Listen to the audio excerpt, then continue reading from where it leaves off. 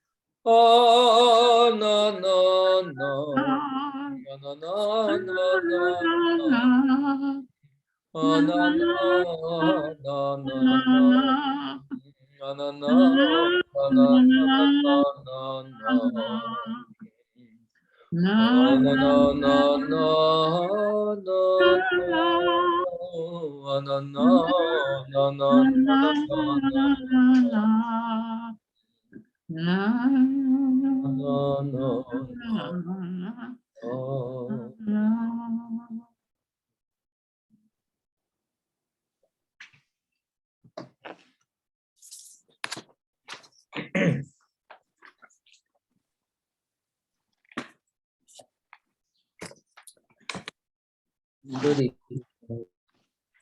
So we are at the top of page 416, and the setting is that Rabbi Yitzchak and Rabbi Yesa, back on the bottom of 4, went for a walk together on the way.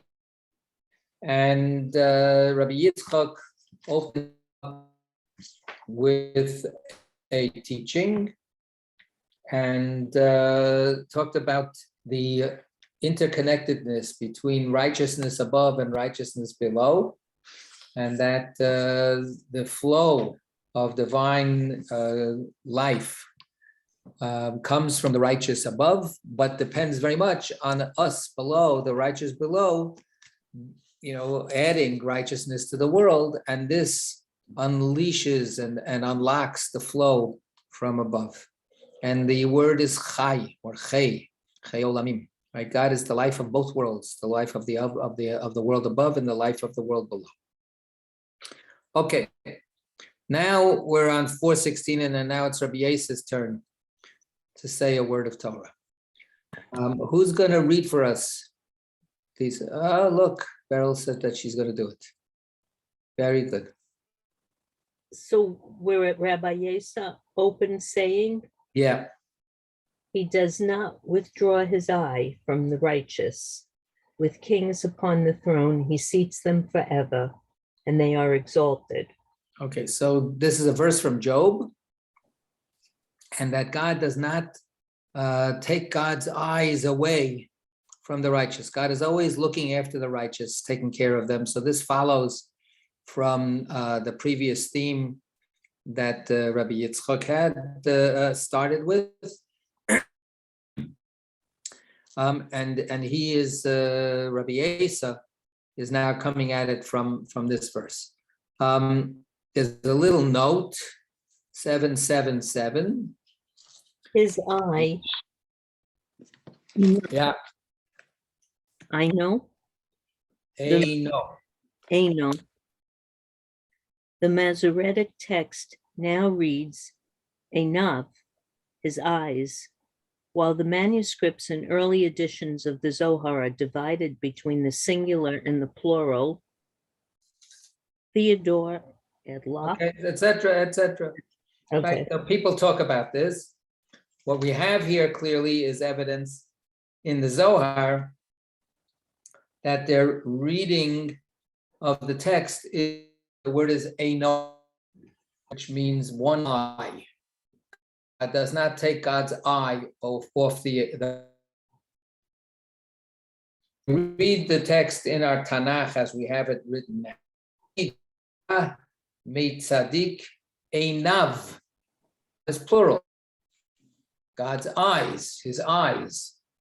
Right. So what the text simply, what the note simply tells us is that this is one of numerous examples where it's not clear whether the Zohar is simply a little bit sloppy in the way it quotes texts from the Torah.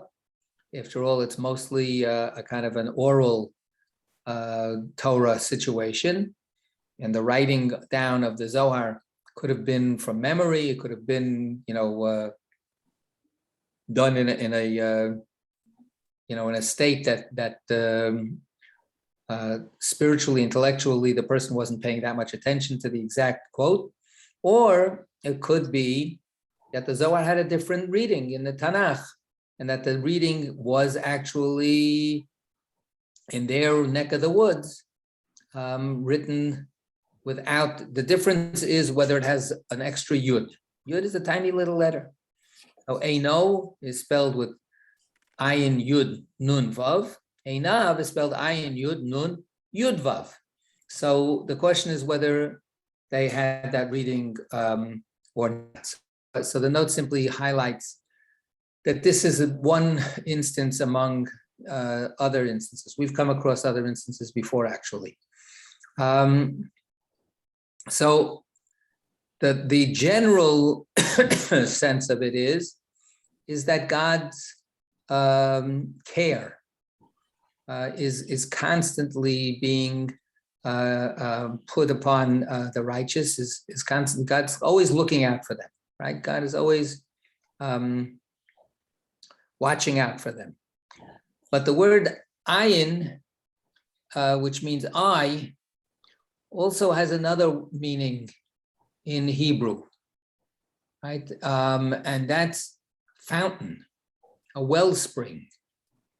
So the idea could also be understood as that as God is looking down upon the righteous and looking out for the righteous, the looking out is by God showering the righteous with the fountain flowing waters of blessing. So you could understand it that way additionally. Okay, so now there's the quote. Let's see what Rabbi Yesa wants to say. Come and see. Come and see, when the wicked no longer rule the world and are eliminated, righteous one rules the world. As is written, he does not let the wicked live, but grants justice to the poor. That's the previous verse. Okay, so that's what Rabbi Yosef is setting it up, is that this is not simply the continuous providence of God for the good people in this world, but this is the ultimate state when wickedness itself will be driven away and eradicated, and justice will prevail. Halavai, halavai. We're desperately in need of this. So in that situation, then the tzaddik, righteous, the capital R, capital O, will rule the world. Next, what is written? He does not withdraw his eye from the righteous. What is his eye? As is written, the eyes of Yud-He Vav-He are upon the righteous. Okay, so the Zohar now explicitly relates that verse, which it may or may not be misquoting, to another verse, this one in Tehillim, in Psalms, and this verse is quoted as being in the plural, right? So this is, says, Hashem el tzim, el shavatam. Right? So this is one of the Psalms that are traditionally recited on Shabbat morning, if you have time, in Psukei de Zimra, and with an alphabet, structure to the Psalm. And the ayin is Einei, right? Note, of course, that the name of the letter is actually also ayin, right? The name of that first letter. We know a similar verse, right, in Ashrei, correct? So Meich Hashem l'chol hanoflim v'zokef l'chol hakfufim einei chol elecha yesabegu yata noten lahem et achlam b'yital. So there, whose eyes are mentioned? Everybody else's eyes. Everybody else's eyes look to you, and then you respond. So God looks out over us, but also we look out searchingly to God. So here, the one eye, says Zohar, is also multiple eyes. So God has two eyes. Why? Why should God have two eyes? The answer is one for the righteous one, capital R, capital O, and one for the righteous one, small r, small o, right? Above and below. Okay. Go ahead. With kings in the future. No, that's not what it says. With kings on the throne. I don't know where I got that from. With kings on the throne. You got emboldened. If the Zohar can misquote, so you decided you could too. I wish I could think of when I decided it. With kings on the throne, reigning kings linked to the throne. He seats them forever, exalting them. He seats them, enduring on the throne abidingly. Exalting them. What does that mean? To rule the world so that the throne is established upon its supports. Alternatively, exalting them, for they carry the throne and raise it above to unite with its site fittingly, then all becomes a single unity. Okay, so we have two different images here. One is an image of righteous sitting upon the throne and taking over along with the other beings of authority, celestial beings, forces, angels, whatever other kinds of entities that fill up the heavens, at God's bidding, and the righteous are lifted up and put into that special place. What's the throne? So the throne, of course, is an image that we have of God sitting on God's throne. So it's majestic. It's a sense of being close to God. But for the Zohar, in general, the throne is Shekhinah, right? The throne is the seat of the king. So the king is the Kudsha Baruch Hu, the Holy Blessed One, who unites with the beloved, who becomes the encompassing place that the king can feel comfortable in, and that's the throne. So that's one thing where Zohar says the righteous on top, and they therefore make sure that the throne is empowered so that the throne is established upon its supports, and then the throne can then give off its blessings into the world. But then alternatively, we have the other side of it. The other side goes in the opposite direction, right? They carry the throne. Now they're not sitting on the throne, but they are underneath the throne. They're supporting the throne. That's us, right? That's the lower righteous ones. That's the righteous ones that try to bring a unification, as it says here, raise it above to unite with its site fittingly, so that the Shekhinah can unite with her lover, and then the empowerment of God is total, is finally fulfilled. So either we're talking about a top-down flow, or we're talking about a bottom-up, a trickle-up kind of influence. And that's both. Of course, that's the theme that we have both in terms of Rabbi Yitzchak and in terms of Rabbi Yesa.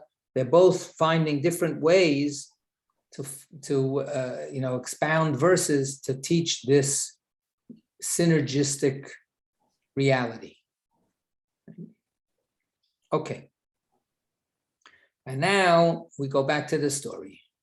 As we remember, they were walking on the road. While they were walking, they saw a man approaching, accompanied by a child riding on his shoulders.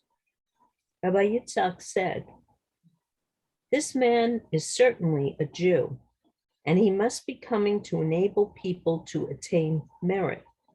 Okay, so the The story now is, again, a story of encounter. They're on the road. They're always bumping into people. They're always having adventures. So here they have a new meeting. And this person who has a Yenuka, a child, on his shoulders, is walking toward them. And Rabbi Yitzchak says, I can tell a Jew a mile away, right? He looks like a Jew, he walks like a Jew. Clearly this guy is a Jew. Okay, how does he know? It doesn't say. But then he says, and this is not an accident, right? This person is a Jew, he's on the road. He must be coming to enable people to attain merit, right? Schus. Why? How's that? What's the idea? So look at 783. To enable people to attain merit by giving them an opportunity to perform a mitzvah. Here, the mitzvah of charity, which benefits not only the recipient, but the donor too. Okay, so what they say is, this Jewish person is clearly an opportunity for us. We have a chance, if we interact with this person properly, then we get the merit of doing a mitzvah. So the mitzvah could be giving charity. What other mitzvah could it be? Maybe the guy doesn't need any charity. Why would this person, encountering this person, be an opportunity to do a mitzvah? What other kind of mitzvah? He may be lonely or worried about something. You can have a conversation. He may be despairing about something, and they might be able to help him with spiritual guidance. Okay, so all of those things, all those acts of kindness are a mitzvah. Yeah, Jen? He probably just needs someone to watch the kid for half an hour so he can rest. There you go. That's very thoughtful. Okay. Are you volunteering? I mean, I've done it for friends. For friends, right? Would you do it Family, for a stranger family. that you just bumped into on the road? I have not earned that merit yet. So Right. now, from now on, I will be on the lookout, whether the person is Jewish or not. I will randomly offer people 20 minutes or so that they can rest, and I'll look after their kid. This conjures up some, I don't know who did some comedy skit, of a person like taking the little old lady across the street, but she doesn't want to go across the street, and she's like fighting tooth and nail to, and the guy is pulling her because he wants to do this mitzvah, because that's what she's there for him to be able to do his mitzvah. Yeah, Craig, you wanted to say something? Yeah, we don't even know that the child is his. Maybe he found this lost child and he's coming to these rabbis to see if they know who the child belongs to. Right, or he's just taking care of the kid himself and doing a mitzvah. So we talk about here doing mitzvot in terms of acts of kindness and meeting people who need some help. But I would suggest there's another mitzvah. Rabbi? Yeah, Rich. Yeah, chance to learn new Torah with someone. So that's another thing, right? Maybe just learning Torah. So that's good. And now I'm going to say something else. Just say hi. If you just say hello to the other person, you did a mitzvah. Right? Forget about whatever neediness they may have, but simply greeting another person on the road is an act of kindness. That's a mitzvah, right? We say, Al timnat tov mi ba'alav. There's a verse. Do not prevent goodness from the person who owns it. So the Gemara tells a story that there was a rich guy and there was a poor guy, right? And they both walk into the bar. No,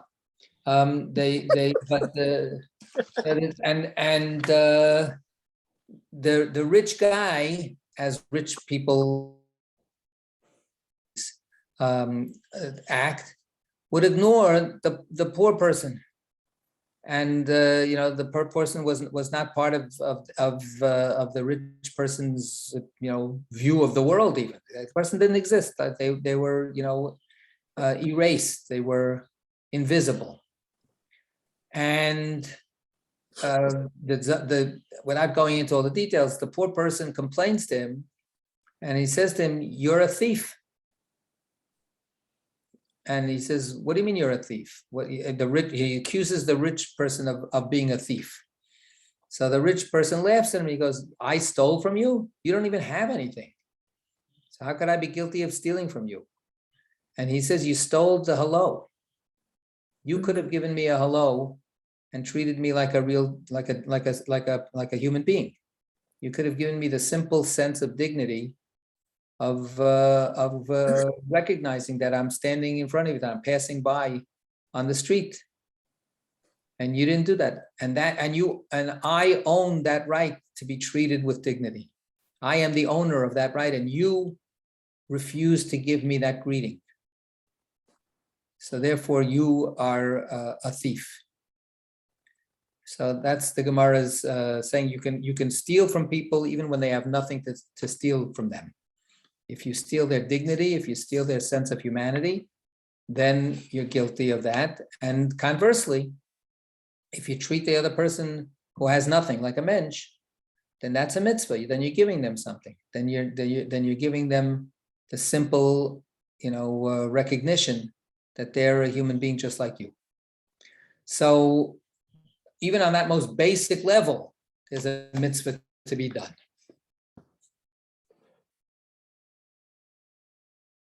Okay, so I remember that Nick was told a story about something. He said he was a Nick Levitan. He was an actor once upon a time. So he got a job as an extra in one of the Godfather movies. So his job was to cross the street, to walk from one side of the street to the other. He's one of the pedestrians in the background of a shot. So he's walking one way, and a woman, also an extra, is walking across the other way. And he tips his hat. Nick tipped his hat when their paths crossed. And then the assistant director wasn't, I guess that's who's the director, right? It wasn't, but it was an.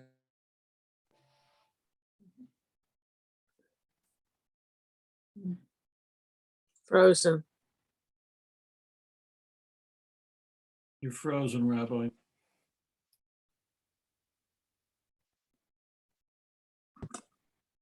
It's almost June and he's freezing. Just as the story was getting good. And the anticipation is killing me here. Right, so everybody froze, so I'm sorry. So where did you hear that? What was the last words you heard? The assistant director wasn't too pleased. Right, he runs over to Nick at the break and he goes, "I didn't ask you to act. You're just supposed to cross the street." So the improvising of tipping the hat, what can you do? Nick was unfortunately a nice person, so he couldn't help himself. So, but the director didn't like it, the assistant director. So anyway, but tipping your hat to somebody, saying hello to somebody, that's a mitzvah in and of itself. Okay, let's see what will happen, what kind of mitzvah we're going to get involved in. Okay. Rabbi Yesa said, I don't know, am I reading the right thing? Yep. Rabbi Yesa said, "Let us be the first to benefit from him." Okay, right, and that's a little bit of a tongue-in-cheek, right? How are they going to benefit from him? Merit. The merit. They're going to do something for him, and as a result, they'll benefit. Right? So they're going to get the reward for being nice to him. So instead of saying, "Oh, let's be the first to do something good to that guy," he phrases it backwards, right? He phrases it, "Oh, let's be the first to get the reward for being good to him." Right? Is this a person who has deep spiritual sensitivities? I don't know. It's just a win-win though, right? It's not like, Absolutely. it doesn't seem such a terrible thing to me. Right. All right, let's see what happens. When he reached them, Rabbi Yesa said, "Where is the pint of spiced brew for sipping on the way?" So he notices what we didn't hear before. This is part of the narrative art here. Now we get a new piece of information. The guy doesn't have a canteen. Right? The guy is on the road without a water bottle or without some kind of beverage to be able to drink from. Before I forget, so I'm going to interrupt us, and I want to, get back to that idea of it's a win-win, right? And it is. But we're in the middle of Torah readings, and we're in the middle of a year, which is the year of Shemitah, right? So the sabbatical year. What happens in the sabbatical year? In the sabbatical year, one is supposed to let the land be fallow, but not just that. The land is hefker. Right? What God says is, don't think that you own the land. I own the land. You don't own. You're just a resident alien like I am. Right? Just like me, you are a resident alien, and you don't own the land. So everybody can come in, and whatever the slim pickings are on a year that hasn't had the ground plowed and there's no real harvest. But whatever it is, everybody's equal. Everybody can go and find whatever they can. And that includes the animals, even the wild animals. So that's the law of Shemitah. So the rabbinic tradition has notices that this is not the same thing as tzedakah. Right? This is not the same thing as saying, oh, here's a person who's hungry, here's a person who's poor. I'm going to give him $5. What's the difference? What's the difference between the Shemitah law and the law of tzedakah? Going once, twice. $5 is yours, and the land is not. Right. When you give tzedakah, you're giving something of yours. When you give tzedakah, that's the win-win. When you give tzedakah, the person who gets the tzedakah benefits, and you did a mitzvah by looking out for that person, and by helping them, by being good to them. You've given something of your own. Shemitah is you don't own this land. You're not being nice to the poor person by letting them come into your land. You're on equal footing with the poor person. Nobody owns this land. It's not your land to own. Therefore, when you are letting, quote unquote, the poor person come into your field to glean or whatever it is, that's not, you're not getting an extra bonus for being nice to the poor person. This is just across the board, everybody is entitled to take whatever they can, and you're no different than they are. And that's what the rabbi said, that's part of the challenge of Shemitah, because people can feel very good about being charitable. People can feel very good about having that sense of, oh, look at how noble I was, look at what a good guy I was. I gave the donation to the shul, I endowed this and that and the other thing, or I helped this person. It's a win-win. But what Shemitah says is, you know what? Now you have to get to a different level where it's a win-win because everybody is winning at the same time, not because you're the winner for helping somebody else. That's part of the letting go. Part of the letting go is let go even of that enjoyment of saying, oh, look what a good person I am that I was so generous. It's not generosity, it's letting go. It's a different kind of mitzvah. But here we're back to the idea of tzedakah and about that. And of course, Shemitah doesn't cancel tzedakah. Tzedakah is always a mitzvah, always. Okay, so now Rabbi Yesa notices that this stranger that they meet on the road doesn't seem to have something to drink. And that's a double problem, right? Because not only does the man have nothing to drink, but he's got a kid on his shoulders. So they both don't have something to drink. So what happened? Why isn't there any drinking vessel? Why isn't there any canteen? He replied, so people may attain merit through me. For I have 2 sons who were taken captive when an officer came to town. And now I am on the road to enable people to benefit through me. okay. So how would you describe this situation? What is he saying? I'm not understanding this at all.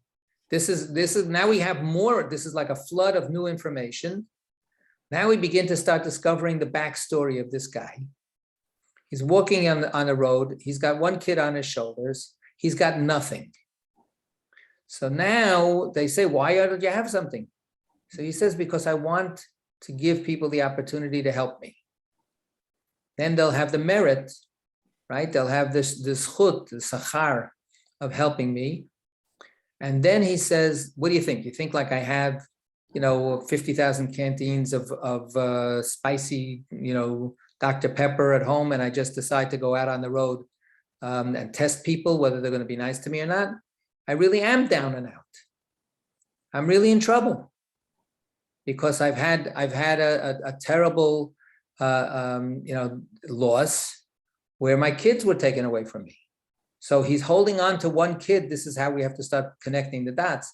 He's holding on to 1 kid for dear life, but he's lost 2 sons taken captive by the police or the army that was going around the neighborhood. Jen. Yeah, are these, so I think you just answered my question. These kids were not kidnapped, but drafted is what we're. Well, they were forcibly drafted. They were taken, and this has happened. If you see, look at the note for a second. Look at 787. 2 sons who were taken captive when an officer came to town. In medieval Europe, Jews were at times taken captive due to the blood libel, post-desecration libel, or simply for extortion. Ransoming such captives was considered a supreme religious duty. So this is what's called pidyon shvuyim, right? Redeeming captives. And the capture was for any kind of motives. I mean, it was always some kind of gain. There was some kind of gain that the authorities or the pirates, these independent gangs would engage in. So he says here that it's an officer who came to town, which sounds like it's a more, authoritative person and not just a gang of hoodlums who are, like I say, pirates. Who that's what used to be. Remember, in the early days of the United States, there was this whole Barbary pirate, problem, and that's what they did. The pirates just kidnapped people for ransom. But the reasons could be otherwise. Could be for other reasons. Jews were accused of all kinds of terrible things, the blood libel, and being, doing also anti-Christian things. So this was a punishment that way, or it could have been military impressment, simply getting young bodies to add to the ranks of the soldiers, and then simply because they knew that Jews would do anything to ransom captives. This was like they knew it, and Jews knew it, but Jews did it. And there's story after story after story of communities ransoming Jews who were held in, by whatever kinds of groups these were. It would happen, for instance, literally with these pirate kind of ships, and Jewish communities throughout the world were used to the phenomenon of a ship docking in the port, coming from someplace else, and they would check out to see which captives were the Jews, and they would try to ransom them. And they, these were total strangers. They were, somebody, in Portugal is ransoming a Jew from Italy, or from someplace else. And not someone, I mean, the communities used to organize together. And then there was always the problem, of course, of extortion. If you ransom, they will kidnap. If you're always going to pay, then you're also incentivizing the crime. So that's always a problem that was discussed. We have one very, very famous story of Rabbi Meir of Rothenburg, who was a great German Jewish sage, and he was kidnapped, and the government kidnapped him and thought that this was like a guaranteed home run. They were going to get a $1 zillion. And Rabbi Meir of Rothenburg, actually, because of his great stature in the community, he put out a proclamation forbidding his redemption from prison, and he died in prison. And then he was redeemed. Then somebody, a rich Jewish guy said, I can't let his body be desecrated there, and he did it.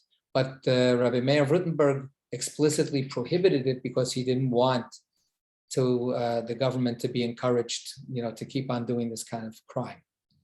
Anyway, back to here. So that's the general phenomenon that becomes the ability, that gives the storyteller the ability to give this guy a backstory. And now we sort of a little bit more understand what's going on with his son. And he is saying, I'm going around trying to elicit sympathy, trying to solicit support. I need help. So, but he puts it again in that euphemistic way of saying, I'm here to try to help you. Right? I want to give you the merit that you would get if you help me. That's what I'm here for. Okay. Did somebody want to say something? Yeah. Yes. David. So Rabbi Yosef says, let us be the first to benefit from him. Then Rabbi Yosef asks, where is the pint, as though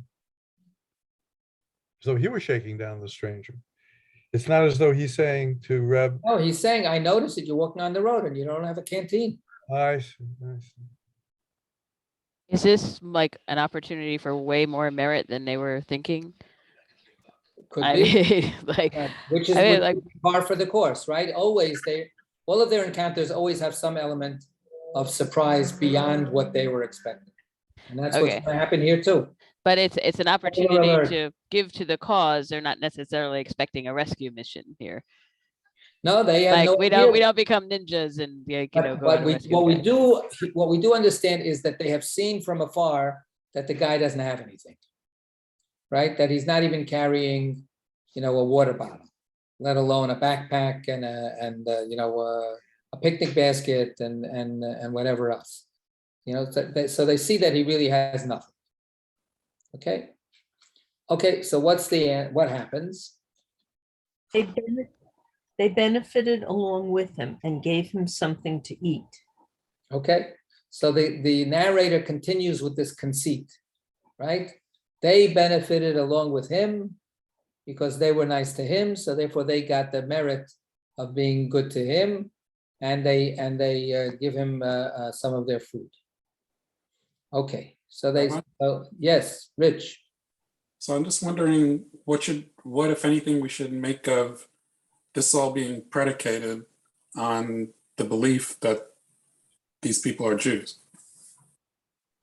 Yeah, there's no question about it that I mean, here and there you will have encounters with non-Jews that are positive, but the backstory that we have of this guy is the background for, in general, the relations between the Jews and the non-Jews.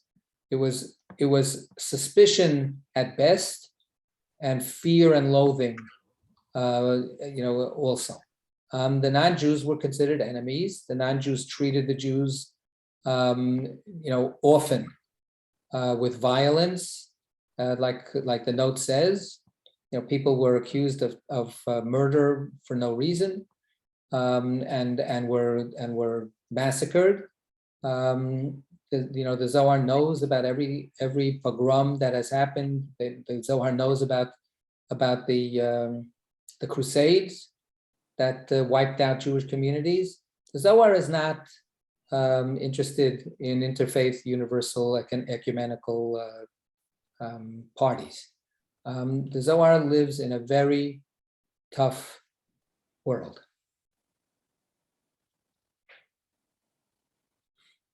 All right. Meanwhile, that Jew opened saying, my offering, my food for my fire offerings, my pleasing aroma, take care to offer me at its appointed time. Hey, Craig, do you know where that verse comes from? Yeah, I think I've heard it once or twice. Right. It's the Rosh Chodesh reading. Right, which Craig very often reads for us when we get a chance to read the Rosh Chodesh reading. So there you are, at Korbani Lachmi Lishai, right? So that's this. So okay, what's gonna be the unpacking of this verse? Let's see. Daily offering of the Blessed Holy One to nourish the world, providing satisfaction above and below. For through arousal below, arousal above, whereby every single one is satisfied fittingly. Okay. So what is the drasha that this stranger that they encounter? What's the point of his drasha? How is it occasioned by the episode in the story? Well, Yeah, Craig. They asked him where are your provisions, and he says, I don't have any. I'm here. So he's quoting this verse, about something with a pleasing aroma. Offerings. Who offerings to whom? Well, now it can. Well, in the Torah, of course, it's offerings to the Kuchabrichu. Here, he's saying, if you got some food, you can offer it to me. And they did. Right, that's what happened. That's the previous sentence. They gave him something to eat. So now what he's saying post that satisfaction, he's making the parallelism. Yeah, he's saying it's a holy thing that you did. Right. Just feeding God and feeding another human being are all connected. There's arousal below and arousal above. How do you feed God? By feeding human beings. A lot of times when we have the morning, one second, Larry, when we have the morning minyan, so we read a teaching. There's a selection of teachings, and it never made sense to me that they have this teaching that doesn't get in Roman numeral, and then the second teaching gets Roman numeral number 1. So we end up choosing Roman numeral number 1, number 2, number 3, number 4. Whatever it is. But the first one is also a teaching. And the first one is Rabbi Yochanan ben Zakkai saying, now that the temple is destroyed, what are we going to do instead of sacrifices? And what's the answer? Deeds of loving kindness. So when we don't have sacrifices, we have deeds of loving kindness. So that's exactly what our stranger is saying. Right? This deed of loving kindness of your feeding me is equivalent to feeding God with the korbanot, when we had a shrine, a temple, an altar, and that's so pleasing to God. This is also pleasing to God. The fact that we can treat each other nicely is something that will arouse God's pleasure, and therefore God will shed rewards into the world itself, blessings. So wait, somebody else wanted to say something? No? Yes, Larry, that's right. Right. Well, I see another dimension here, which is a kind of inverse or reversal, which is an inverse reversal? Inversion or a reversal, in the sense that the verse from the Torah speaks about bringing offerings to God. So in effect, literally you're feeding God, so as to speak. You're feeding God. But essentially, God's feeding us. God's feeding the world. So, in other words, you might say, well, if I feed you with a capital Y, then you with a capital Y will feed me with a small m, right? But that makes it sound like transactional. Well, maybe it is transactional, but it's also, I'm calling it a reverse or an inverse because it's opposite of what you might think. And I was thinking before in terms of the thing, going back to the story of the man walking along the road who's hungry, that in the Midrash Rabbi, in Ruth Rabbah, right? In Ruth Rabbah, it says that more than the householder does for the beggar does for the householder, or in our modern terms, more than a poor person or a beggar does for me who's affluent, more than I do for that person on the street, they do for me. So that if I give $1 to the person lying, near the Port Authority, which there are a lot of, so in effect, I think, well, I'm really doing something for them, but actually they're doing something for me, right? So that's why I see that this is like this reversal, and that sort of parallel to the world above, world below thing. Right, exactly, right, very good, correct, good. So let's see how this interconnectedness will keep on playing out. Go ahead. My offering, my food, as is written. I have eaten my honeycomb with my honey. I have drunk my wine with my milk. Okay, so what's that about? That's the giveaway is, it comes from the Song of Songs, right? So the Song of Songs image is the two lovers feeding each other, right? The two lovers having a delicious rendezvous together.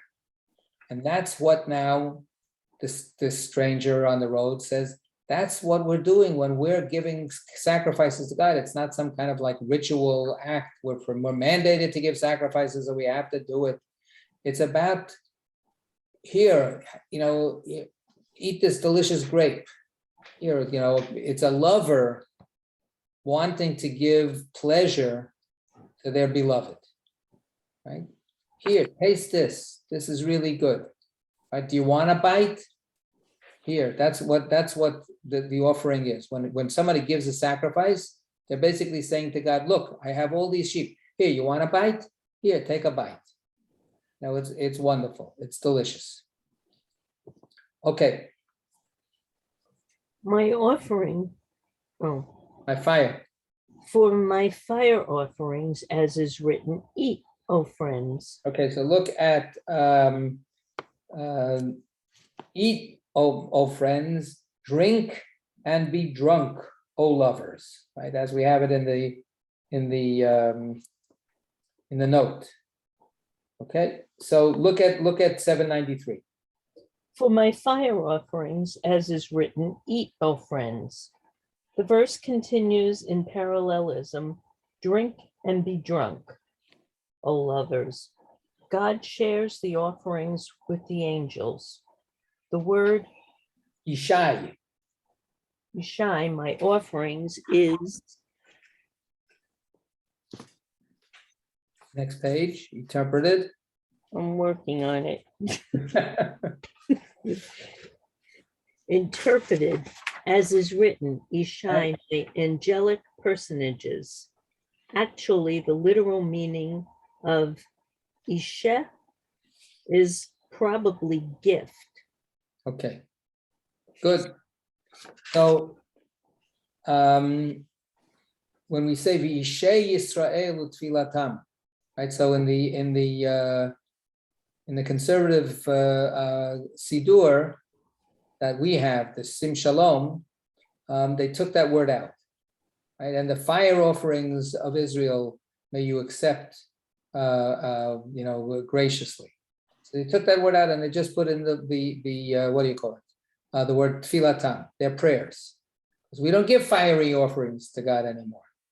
So then there was a pushback a few years ago, and I think that we'll see in the Lev Shalem that you can understand the word Ishai more than one way. You don't have to understand it simply as a burnt to the, to the crisp altar offering.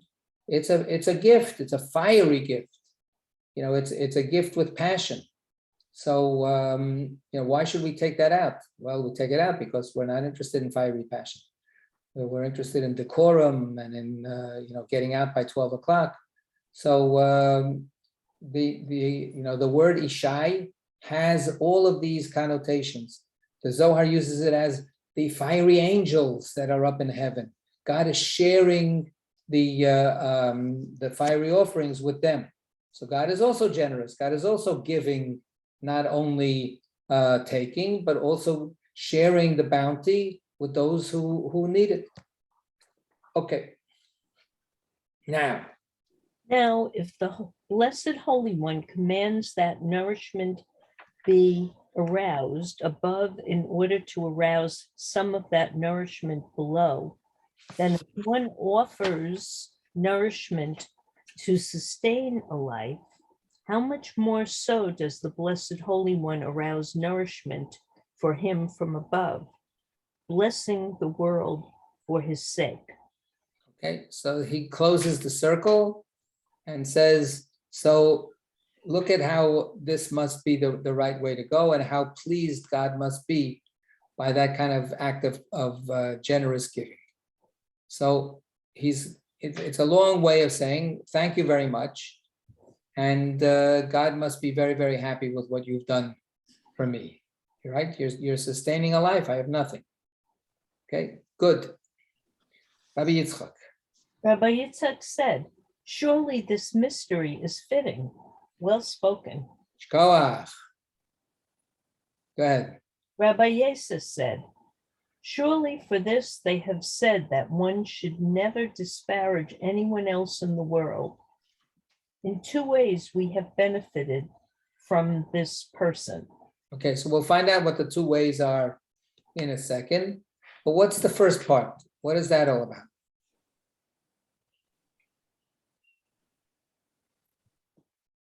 Right? This confirms, he says, our experience just now confirms an ancient wise teaching that never disparage anybody.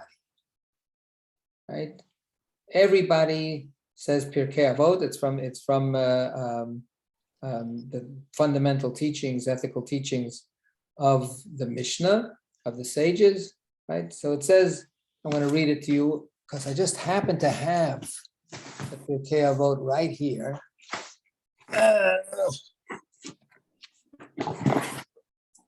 Give me half a second.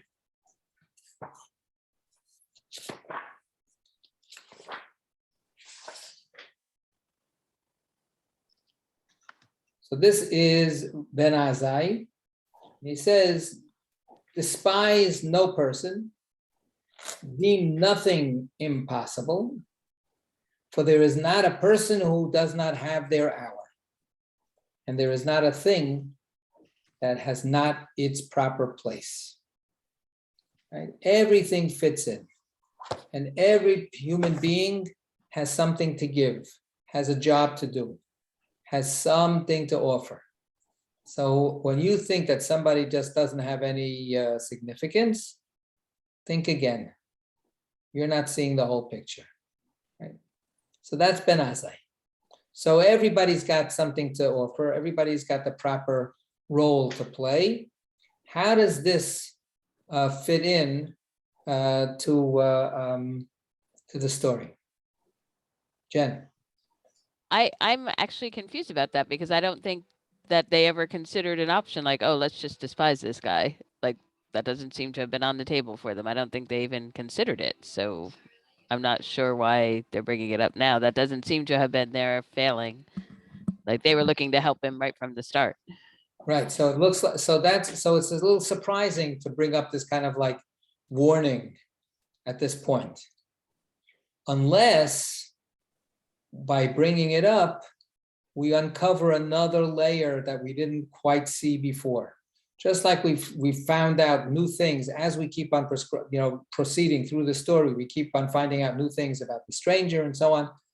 Now, maybe we're finding out something new about the two Chavraya, the two fellows, the two mystical friends, Rabbi Yesa and Rabbi Yitzchak, about what maybe they were thinking when they saw that guy off in the distance, and they saw that this guy was a poor schlub who had nothing, and doesn't have even a canteen of water to give to their kid.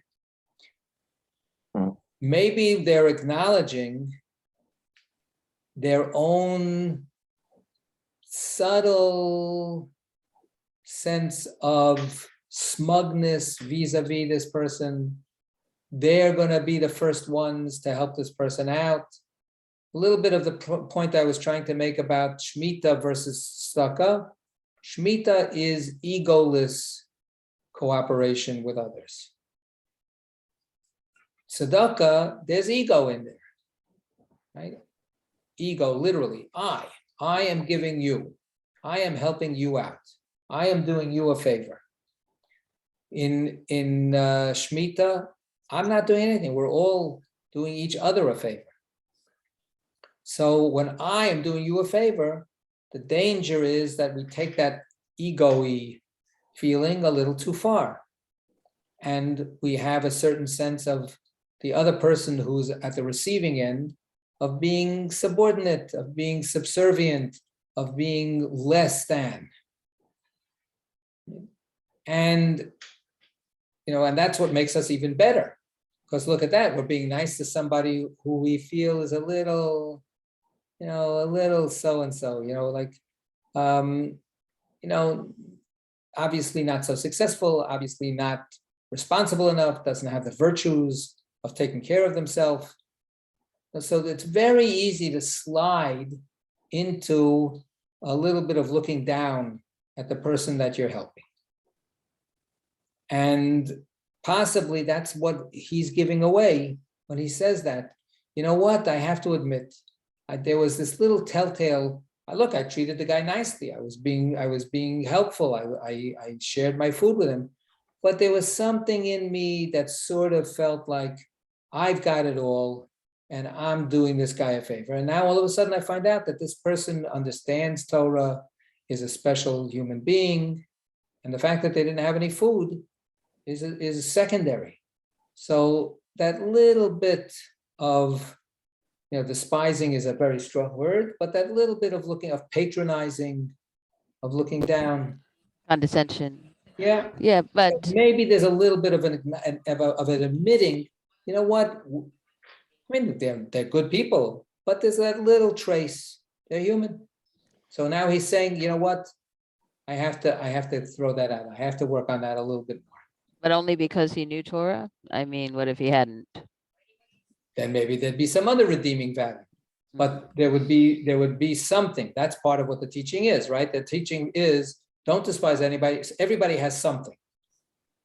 What's the something? That's to be determined. That's to be discovered. Somebody else had their hand up for a second. Yeah, David.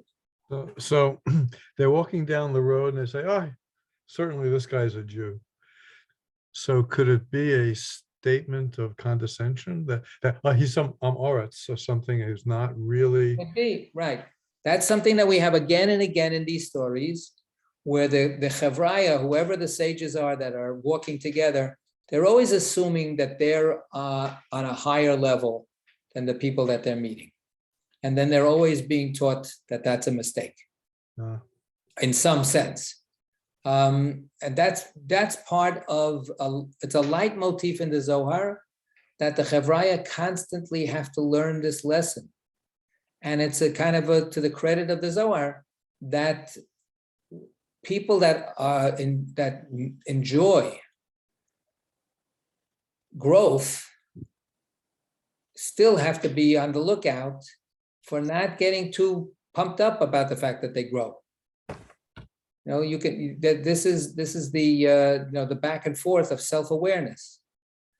If you know that you've actually achieved something, is that going to make your head swell? You have to be on the lookout for that.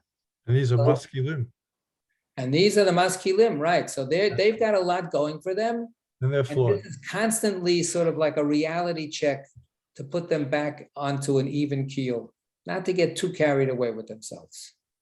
Right? This happens again and again in these stories. One of the main features, one of the constant features of the story. Okay. Yeah. Let's see if we can get to the bottom of the page. Where are we? He opened. Oh, wait, so in two ways, we benefited from this. 418. So we're on 418. Rabbi Yesa said, surely, etc., etc. This is for they don't disparage somebody. Okay, so And then it says in the next statement he makes in that paragraph, in two ways we have benefited from this person. So what are the two ways? he opened saying, No, what are the two ways? I'm asking a question. What are the two ways? So look at the note, 795. 796. 796. In two ways, we have benefited from this person, by helping him and by learning from him this secret of Torah. So again, what has happened is that the give and take is mutual, is interconnected. We had the merit of giving to him and therefore getting the reward because we were so nice to him. But then we also learned Torah from him. So he gave to us. Right? He was able to give to us. You know, we have the At Nourish program. We gave him physical nourishment and he gave us spiritual nourishment. Okay.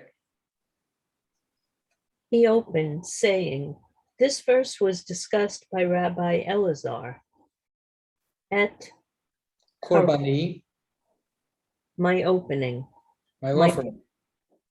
my offering, my food for my fire offerings, et kabani, my offering, mystery of assembly of Israel, for it is written at, precisely at korbani, my offering, korbanah, bringing near, connecting link. So now we read the verse again, that Rosh Chodesh opening verse, and we say, et korbani. So the way we usually read it is that korban, right? You should give to me at its proper time. But now the Zohar reads it as a freestanding statement. Et is my korban.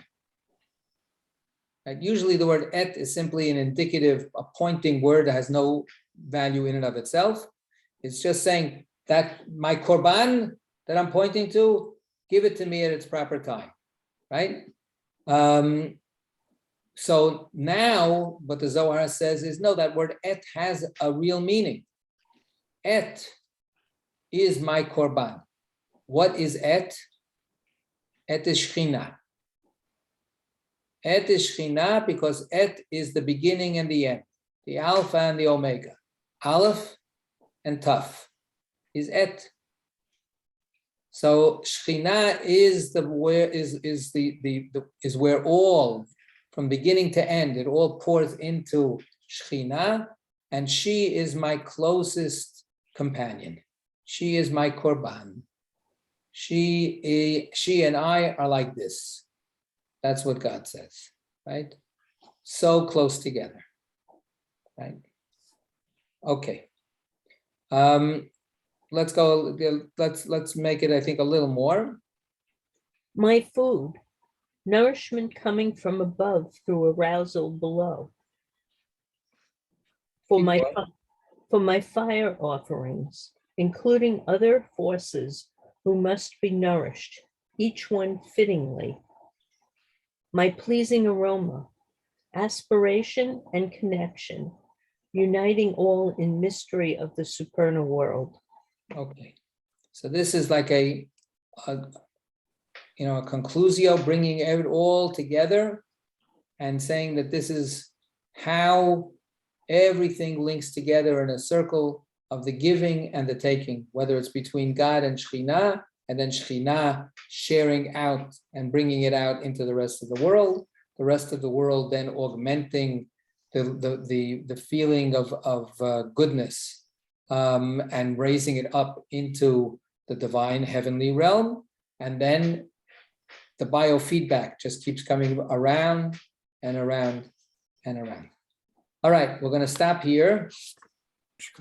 And it's a good thing we bumped into that guy on the road. And let's hope that we will bump into each other again next week. All right, Zag isn't everybody. Good night. Good night.